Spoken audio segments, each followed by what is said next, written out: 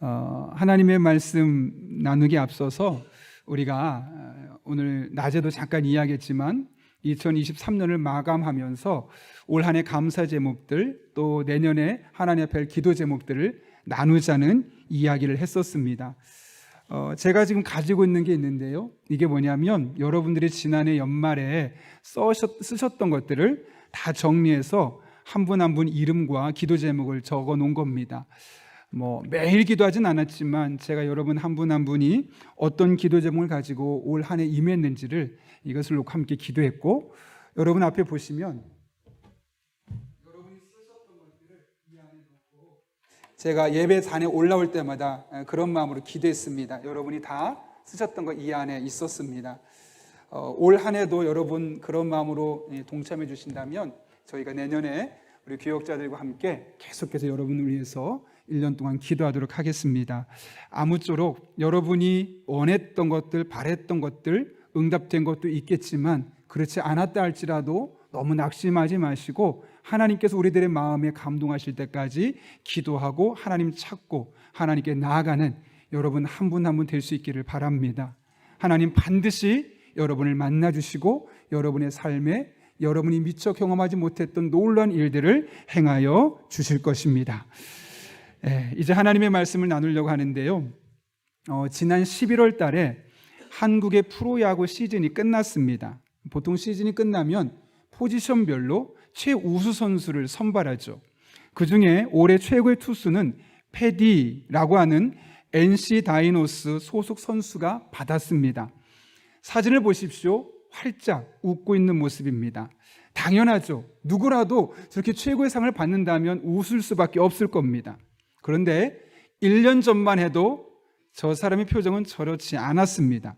왜냐하면 그는 메이저리그에서 선수로 활동을 하다가 방출되었기 때문에 그렇습니다. 방출되었다는 건 다른 말로 하면 쫓겨났다는 거예요. 그래서 처음에 방출되었을 때 큰 충격을 받았습니다. 그리고 자존심이 매우 큰 상처를 입었습니다. 그러나 당장 갈 데가 없었고 이리저리 수수문하다가 우리나라 KBO라는 야구 리그에 그가 진입하게 되었죠. 문화가 전혀 다른 곳에서 야구 생활, 선수 생활 한다는 게 결코 쉽지 않았습니다. 그러나 마음을 독하게 먹고 1년 동안 정말 최선을 다한 결과 여러분이 보시는 것처럼 우리나라 최고의 투수로 상을 받게 되었습니다. 놀라운 것은 그 뒤에 일어난 일들입니다. 1년 전에 그를 방출했던 메이저리그 팀에서 다시 연락이 오고 다시 우리 팀에 와서 뛰어달라라는 사인이 오게 된 겁니다. 그래서 제가 방출될 때만 해도 약 28억 원의 연봉을 받았던 사람인데 다시 콜할 때는 얼마를 주었냐면 100억 원을 줄 테니까 와달라라는 이야기를 듣게 되었던 것이죠. 그가 100억 원의 연봉을 다시 받으면서 메이저리그를 떠나며 이런 말을 남겼습니다. 내가 한국에 오는 것은 도박이었다. 그러나 그것이 신의 한 수였다. 엄밀히 생각해보면 사실 그가 한국에 온다는 것은 도박과 같은 일이었습니다. 그리고 그의 인생에서 보게 되면 그동안 메이저리그에서 잘 나가던 사람이었기 때문에 멀리 돌아가는 길처럼 보였습니다. 그래서 그는 충격을 받게 됐고 자존심에 큰 상처를 입기도 했습니다. 그러나 돌아보면 그 과정이 있었기 때문에 그가 다시 한번 마음을 가다듬고 열심히 선수 생활을 매진할 수 있게 되었고, 그것이 결국 그를 다시 회복시키고 가장 좋은 길로 인도하게 되었던 신의 한 수가 될 수 있었던 것이죠. 그런데 이것이 비단 한 야구 선수의 인생에 나타나는 일만은 아닙니다. 우리 인생에도 이와 비슷한 일들이 자주 일어나죠.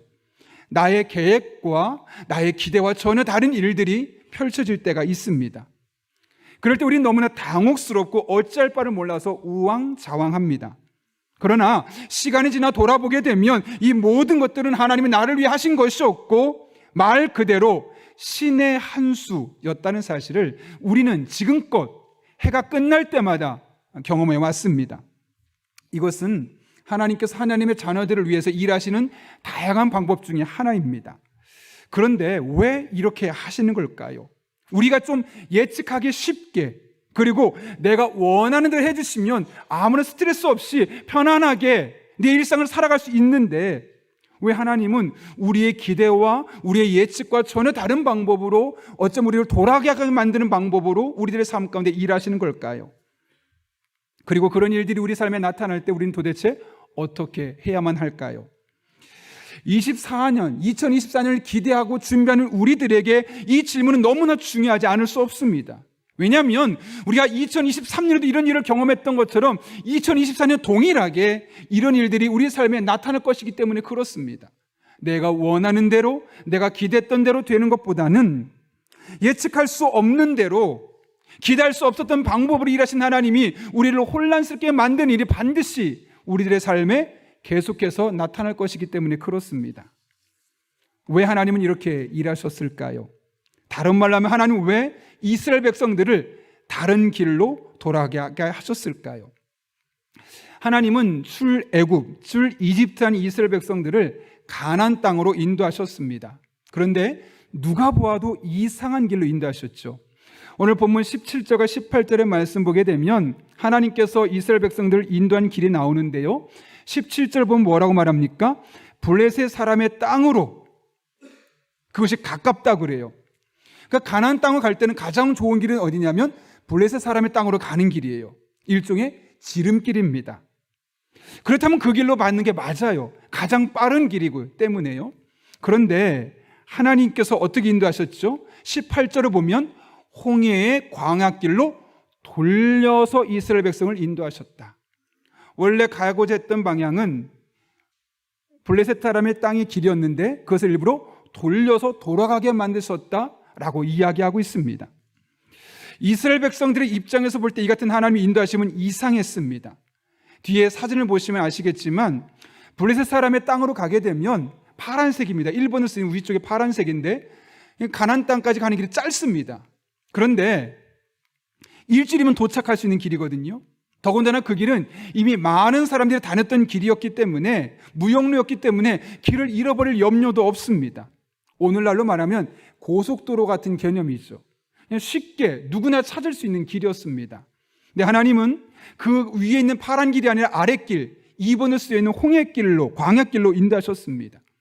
말 그대로 광야입니다. 길이 제대로 닦여 있지 않아서 울퉁불퉁하고 조금만 실수하면 어디가 목적지인지 방향을 잃을 수밖에 없습니다. 뒤에 나오는 사진 한번 보십시오. 광야길은 저렇게 복잡합니다. 잠깐만 골짜기로 들어가면 내가 어디까지 온지를 모를 정도로 길을 잃어버릴 수밖에 없는 것이고 맹수들이 우글우글하는 것입니다. 더군다나 가장 큰 단점이 뭐냐면 블레셋 사람의 길보다 약 20배 정도 길이가 멀다는 데 있습니다. 근데 하나님은 좋은 길을 두고, 잘 닦여진 길을 두고, 지름길을 두고 굳이 먼 길로, 생소한 길로, 긴 길로, 당황할 수밖에 없는 길로 이스라엘 백성을 인도하셨다는 겁니다. 돌아가게 하셨다는 겁니다. 도대체 그 이유가 무엇 때문인가? 오늘 본문 17절 말씀은 이렇게 밝히고 있는데 우리 같이 한번 천천히 같이 읽겠습니다. 시작. 바로가 백성을 보낸 후에 블레셋 사람의 땅의 길은 가까울지라도 하나님이 그들을 그 길로 인도하지 아니하셨으니 이는 하나님이 말씀하시기를 이 백성이 전쟁을 하게 되면 마음을 돌이켜 애굽으로 돌아갈까 하셨음이라. 아멘. 하나님께서 왜 굳이 돌아가게 하셨다고 말씀하십니까? 왜 광야로 보냈다고 말씀하세요? 먼저 그 지역에 살고 있는 블레셋 사람들이 있는데 마침 그들과 충돌이 일어나서 만약 전쟁이도 일어난다면 겁을 먹고 돌아갈 것을 아셨기 때문이라는 겁니다. 이스라엘 백성들은 아니라고 말하고 싶겠지만 우리의 머리털까지 다 세심 받으신 하나님은 이스라엘 백성들의 마음 상태가 어떤지, 그들의 전쟁 앞에서 어떤 마음을 품을지까지 이미 다 알고 계셨습니다.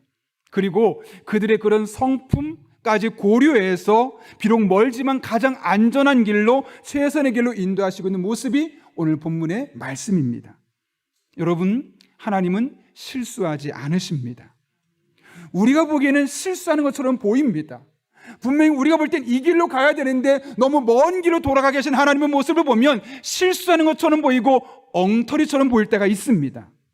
그러나 하나님은 결코 실수하지 않으십니다. 그런 때까지도 우리의 모든 상황까지 고려해서 늘 최선의 길로 인도하시는 분이시죠. 내 성격을 고려해서 또 내 장점과 약점을 고려해서 나의 경제적인 상황을 고려해서 나의 부모님의 성격과 나의 부모님의 스타일을 고려해서 또 내가 처해 있는 모든 상황까지 고려해서 가장 나에게 적합한 길로 인도하신 하나님, 그분이 바로 오늘 이스라엘 백성들을 인도하신 하나님이요 2024년 우리들의 삶 가운데 함께 하시면서 우리들을 인도하실 우리들의 하나님이십니다. 근데 그러다 보면 멀리 돌아갈 때가 있어요. 그런데 그것 또한 최선의 길이요 최고의 길입니다. 여러분, 요셉을 잘 생각해 보세요. 총명했어요. 똑똑했어요. 그래서 아버지 야곱에게 큰 사랑을 받던 아들입니다. 만약 그대로 그 가정에서 아무 탈 없이 자랐다면 그는 부잣집 아들로서 귀염을 받으면서 그 동네 유지로서 꽤 괜찮게 살아갈 수 있었을 겁니다. 그런데 하나님은 그의 형들의 시기심을 이용해서 그를 이집트에 노예로 팔려가게 만들었습니다. 당시에는 노예로 한번 팔리면 평생 그 이웃을 벗어날 수 없는 그런 위치였습니다. 미래가 없습니다. 행복한 삶을 꿈꿀 수도 없습니다. 더군다나 17살의 청소년, 고등학교 1학년짜리가 그렇게 노예로 팔려갔다고 생각해 보십시오.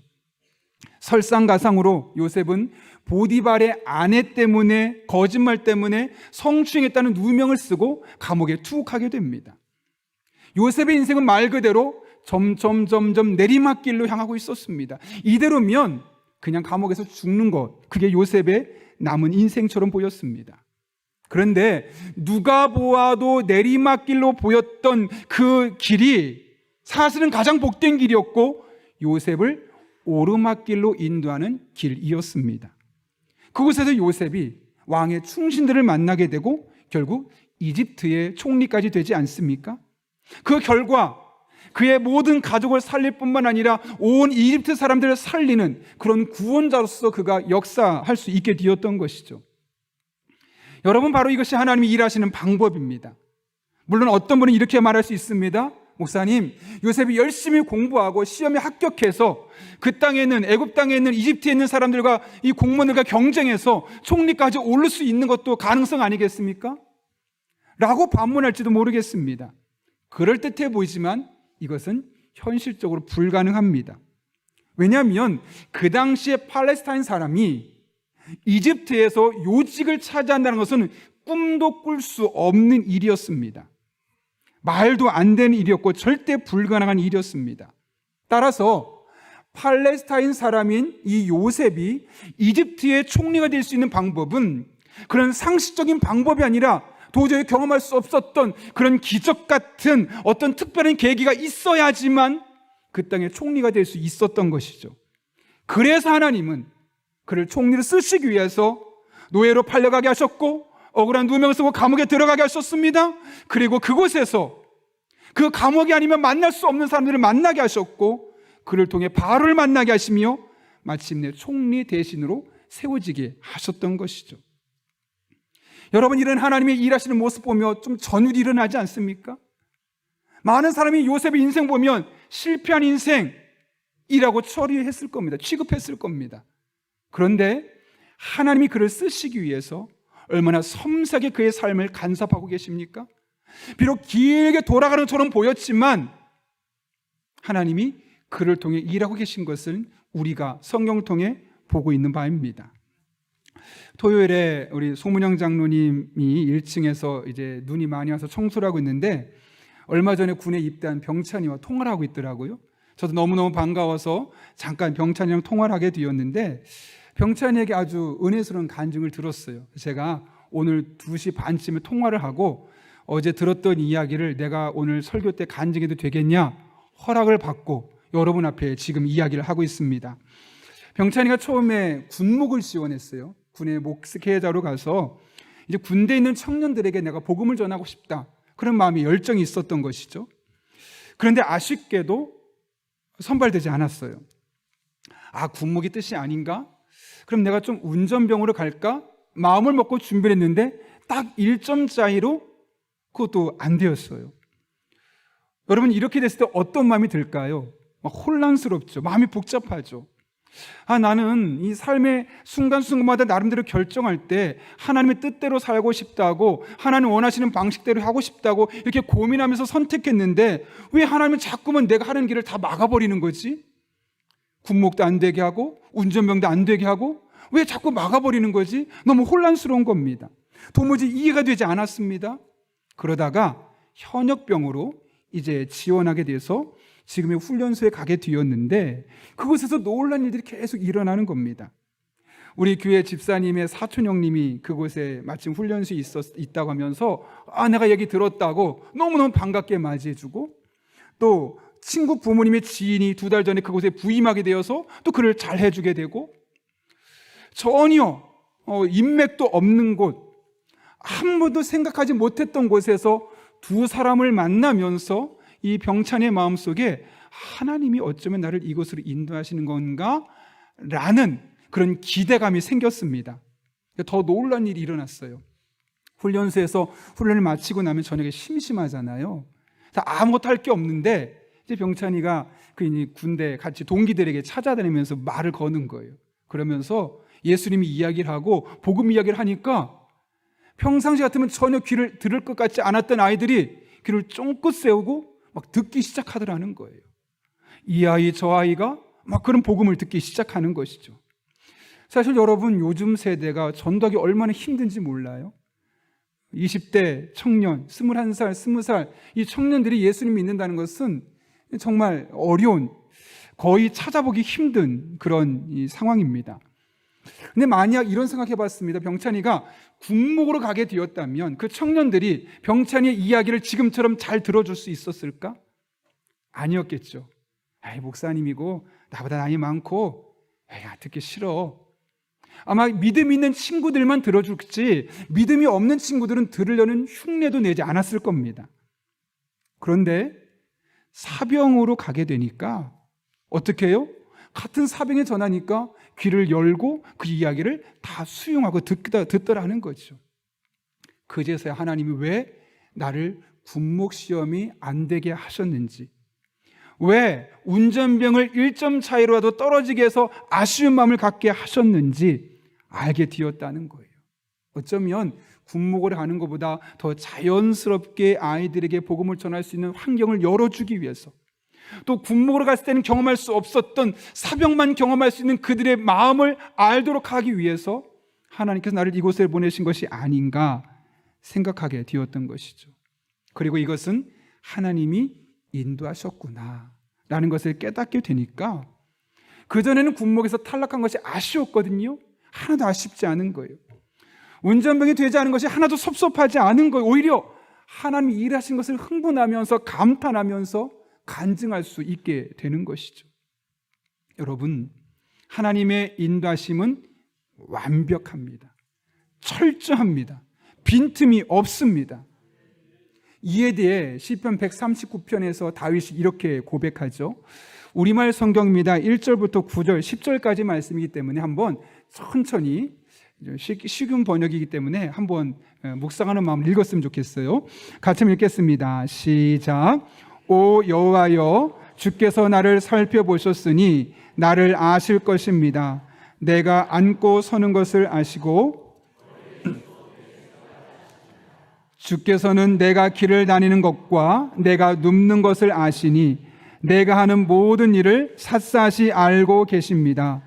오 여호와여, 내가 말을 혀에 담기도 전에 주께서는 그것마저 다 아십니다. 주께서는 나를 앞뒤로 둘러싸 주시고 내게 손을 얹으셨습니다. 그토록 잘 아시다니 너무도 놀랍고 너무도 높아서 나는 이룰 수 없습니다. 내가 주의 영을 떠나 어디로 가겠습니까? 내가 주 앞을 떠나 어디로 피하겠습니까? 내가 하늘로 올라가도 거기에 계시며 지옥의 잠자리를 마련해도 거기에 계십니다. 내가 새벽 날개를 타고 바다 저 끝에 내려앉더라도 어디에서든 주의 손이 나를 인도하시며 주의 오른손으로 나를 꼭 붙드실 것입니다. 아멘. 어디에서든 주의 손이 나를 인도하시며, 어디에서든 주의 손이 나를 인도하시며 주의 오른손으로 나를 꼭 붙드실 것입니다. 여러분, 이것이 비단 다윗만이 경험할 수 있는 하나님일까요? 오늘날 우리가 경험할 수 있는 하나님의 모습이 아닙니까? 아니, 어쩌면 하나님께서 우리들의 입술을 통해 이런 고백을 원하시는 것이 아닐까요? 어디에서든 주의 손이 나를 인도하시며 주의 오른손으로 나를 꼭 붙들어 주실 것입니다. 이 하나님께서 여러분의 2004년의 삶에 동행하여 주시고 선한 길로 인도하여 주실 것입니다. 물론 가끔은 요셉이 시련을 겪었던 것처럼 여러분이 감당하기 힘든 시간도 찾아오게 될 것입니다. 도무지 이해할 수 없는 일들로 말미암아 마음이 답답한 시간도 분명히 찾아오게 될 것입니다. 그러나 여러분을 누구보다 잘 아시는 하나님께서 여러분을 고려해서, 여러분의 상황까지 고려해서 가장 복된 길로, 가장 의뢰스러운 길로, 최선의 길로 인도하여 주실 것입니다. 제가 송구영신 예배 말씀을 마치면 한 가지만 부탁드리겠습니다. 여러분, 하나님의 말씀을 지식으로만 알지 마십시오. 지식으로 알고 끝내지 마십시오. 삼해 보십시오. 하나님, 송구영신 예배에 하나님이 우리를 인도하시는 것에 대해서 어떻게 인도하시는지 말씀을 들었는데 그냥 그날 한날 듣고 끝나지 않게 해주시고 2024년 저의 삶의 순간순간마다 나의 삶을 인도하시는 하나님을 내가 만나게 하시고 그 하나님을 간증하게 하여 주옵소서. 그런 마음으로 하나님 앞에 나아갈 수 있기를 바랍니다. 하나님의 말씀은 진리이기 때문에 하나님 반드시 여러분을 가장 선한 길로, 복된 길로 인도하여 주실 것입니다. 그런 은혜가 저 여러분의 삶 가운데 날마다 경험될 수 있기를 예수님의 이름으로 축원합니다. 우리 한번 옆에 분에게 이렇게 축복하겠습니다. 앞뒤 좌우분에게 하나님께서 인도해 주실 것입니다.